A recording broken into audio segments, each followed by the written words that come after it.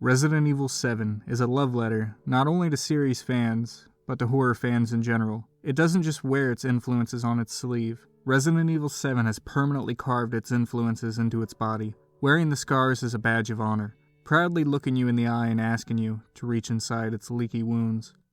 There might be Skittles in there. Taste the rainbow. Indeed, there be a rainbow in there. A wide spectrum of influences from Evil Dead, Saw, Blair Witch, and most noticeably, the Texas Chainsaw Massacre. These core 4 horror series come together to make up the skin, muscle, organs, and genitals that cover what is the Resident Evil skeleton, because even though it may not look it, the structure is still survival horror. Not action with horror elements, not run away and hide horror, survival horror. A return to form for the series. Vulnerability, key items, item management, and shitting your pants are key factors that make up survival horror. And they're all here in spades. Ironically, no spade key though. One of the things I would like to stress here is the vulnerability aspect.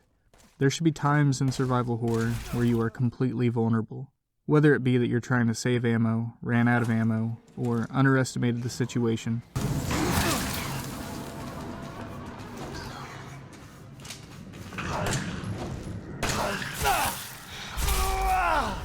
While running away with no ability to fight back can be scary in games such as, it ultimately makes the game less engaging due to lack of player choice, while on the flip side, having too much power can lead to less fear overall.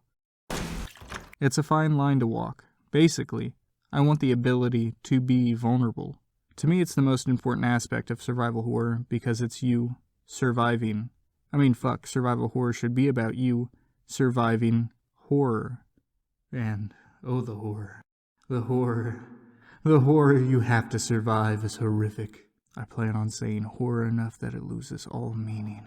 Resident Evil 7 opens with Ethan Winters driving to Doleville, Louisiana, because he received an email from his wife who's been missing for 3 years. The email in question reads like a text message from a teen to come pick them up from the movies.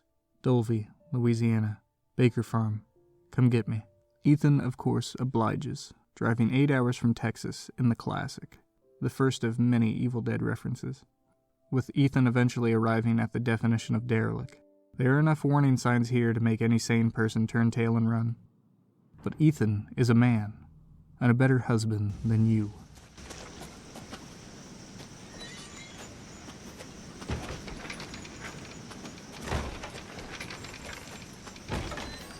The opening hour sets the mood rather well, establishing atmosphere, introducing puzzle elements, and interconnected backtracking early on to get you acquainted with what you'll be doing a majority of the game, all the while keeping threats relatively mysterious. You'll find a VHS tape, one of a few that gives you some backstory and a contextual reason to experience someone else's perspective. It's locked. These are a really cool idea and gameplay mechanic. They're used to give Ethan the upper hand and also, in a way, build up tension. Just because you know what's around the corner doesn't always mean you'll be ready for it. All of this leads up to you finding your wife, Mia, which her name is another Evil Dead reference, but I digress. You find Mia, and rather than being greeted with a warm embrace, there's something off about her. Even with the limited knowledge you have of her, you know something's not right. She looks to have lost weight, or maybe the camera added 10 pounds in the beginning. She also keeps making reference to someone by the name of Daddy. Daddy's coming. We need to go. Now, I bet Ethan fucks with all the gravitas of 2 giraffes fighting. However, I doubt he gets called Daddy. So, of course, it turns out something is indeed wrong with Mia. I feel bad. I deserve this. As you two proceed to have a small marital dispute. A better husband than you.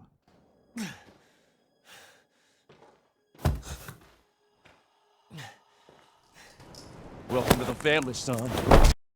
Meeting her parents. Am I right, fellas?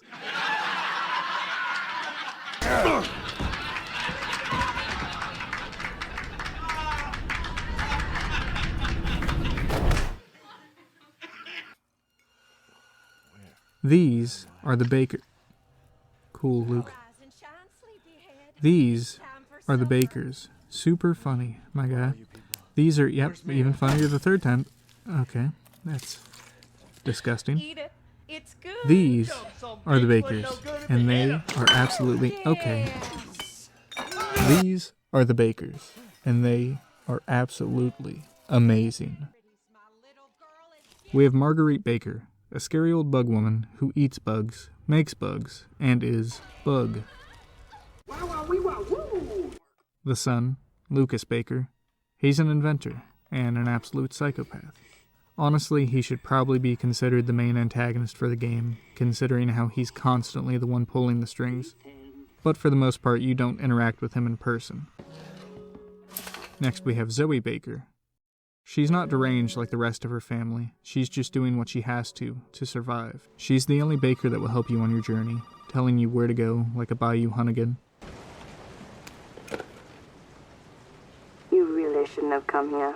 We also have Grandma Baker, nearly catatonic.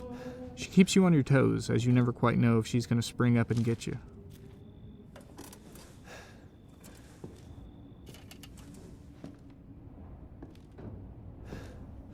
Last but not least, we have Jack Baker, aka Daddy, aka Please Spit in My Mouth, Daddy. He's the patriarch of the family, a deranged lunatic and a highlight of the series. I absolutely love Jack, and the Bakers as a whole. This dinner scene really captures their family dynamic, however it's the only time you see them all together. You see, there are 3 houses at the Baker residence, besides the guest house you explored in the beginning, each one lovingly hosted by one of the 3 main antagonists. The main house is huge, with secret passageways, optional items to collect, weird fucking doors requiring weird fucking keys. Now here's a weird fucking door. Essentially, the main Baker estate is a scaled-down version of the Spencer Mansion from Resident Evil 1, if it were owned by the Sawyer family. It's patrolled by Jack. You gonna have to do better than that, boy. He'll freely walk around looking for you, hamming it up and just being overall amazing. You can hide from him, block attacks, or duck them in some cases. You can even drop him for a time being.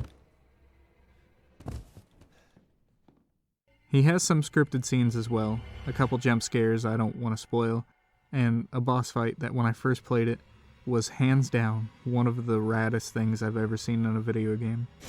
Groovy. That's not groovy. Jack's not the only one mucking around the main house. You also have the Molded, a stand-in zombie type. Think of a watered-down version of the Regenerator from Resident Evil 4. Not to say the Molded aren't scary, though it's hard to beat the Regenerator, and not to unfairly compare them to something they're not, but they most certainly took design cues from them. They can take you by surprise, blending into mold on the walls, bursting out of the walls, or just walking up behind you if you're not paying attention. They come in 4 basic flavors. We have the vanilla flavor, which is the closest thing to a Regenerator. Then we have the Alex Mercer type, pretty much just a stronger Molded with a big sword arm. Next is the crawling type. They're faster and harder to hit. They can be a real pain in the ass if you let them.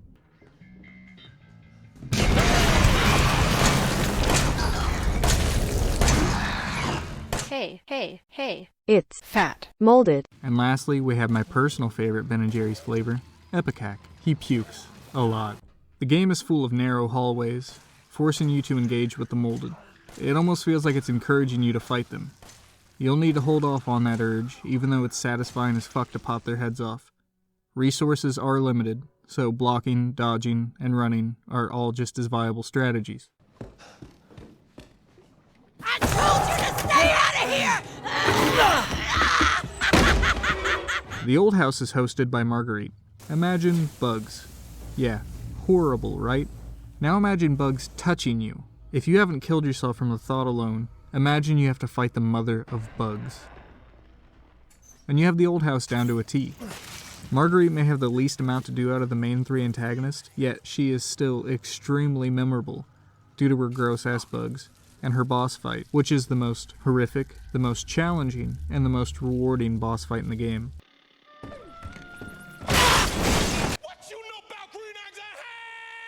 Lucas's section isn't really considered a house, but whatever. Lucas runs the testing area, a lair full of traps and puzzles, very Saw/Collector vibes. This is one of the more slowly paced scenarios, due to the fact you're always watching your step. Running through will result in, well, that. There's a great puzzle here involving this clown robot. You can get the upper hand by playing the Happy Birthday VHS tape. Lucas is a pretty sick fuck, taking joy in watching people suffering. Happy birthday! I'm certain even without the infection, he'd still be a serial killer. Come on now. Don't be like that. His whole area is pretty great though, and he's a fun Jigsaw-esque villain. The only problem being that you don't actually get to fight him, like, at all. With his story concluding in the free Not a Hero DLC. Instead, the testing area is capped off with a third Jack boss fight. And while it's not terrible, it falls way short of the boss fights that came before. Sadly, after this fight, it will pretty much be the end of your time at the wonderfully macabre, beautifully disgusting Baker residence.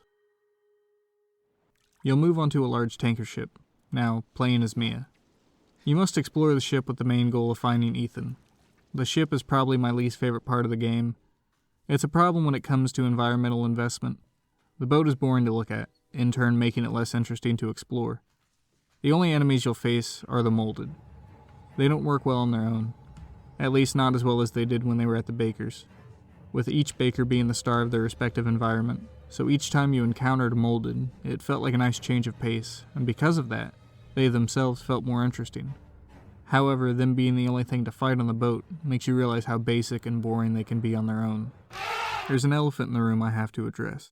I've omitted a certain character and plot points as to stay relatively spoiler-free, because I think you most certainly should play Resident Evil 7. It has its moldy spots, the molded leaving something to be desired, and later stages being less interesting in the grand scheme of things. Nevertheless, it's overall atmospheric, tense, scary, and can scratch that survival horror itch you may have. Ethan? It also has one of the more compelling Resident Evil stories in my opinion. Hell, the Bakers are worth the price of admission alone.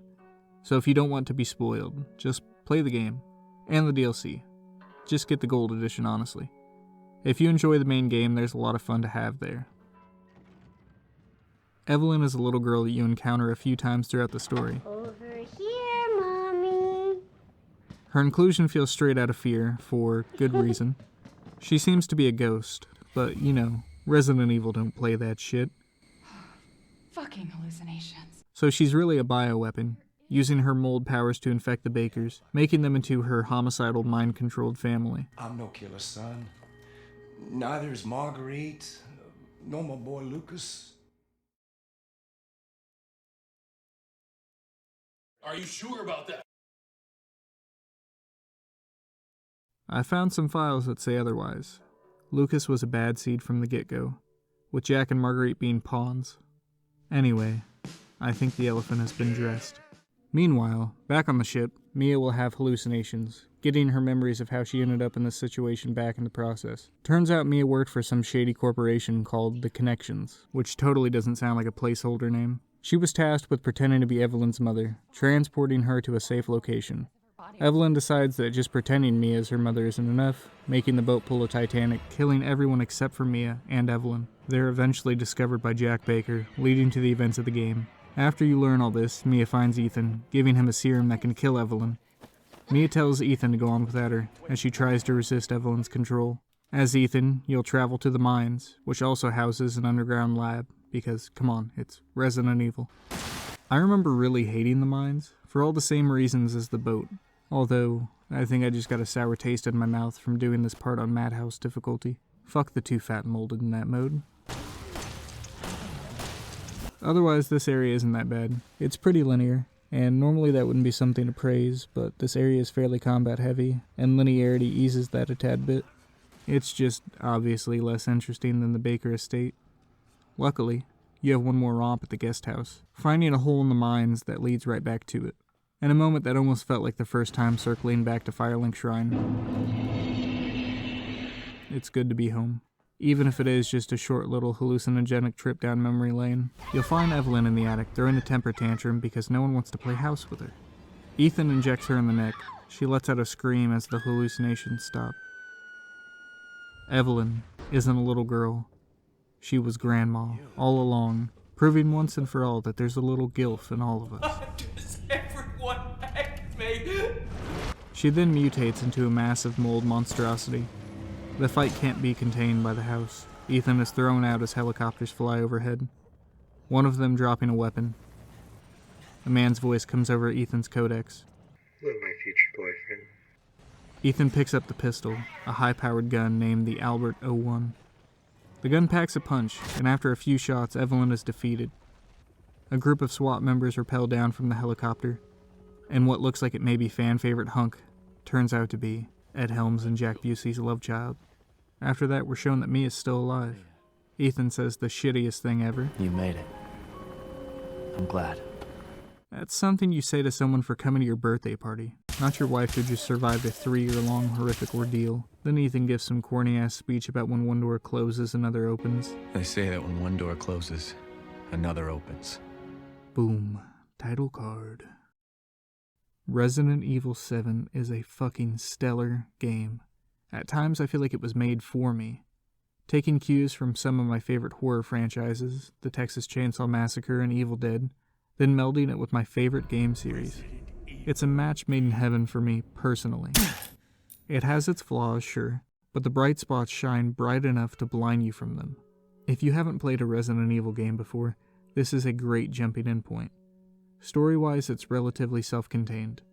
And 8 just came out, so if you like 7, you can jump straight into 8 afterwards. What's your favorite Resident Evil game, and why? I'd love to read about it in the comments. Or if you know of any other good horror games, definitely let me know. In every neighborhood, there is one house. There's a subgenre of horror that doesn't have a name, and I'm not entirely sure if it exists. I call it a reverse home invasion. Whereas a normal home invasion has the killer breaking into the main character's home, a reverse home invasion has the main character breaking into a killer's home.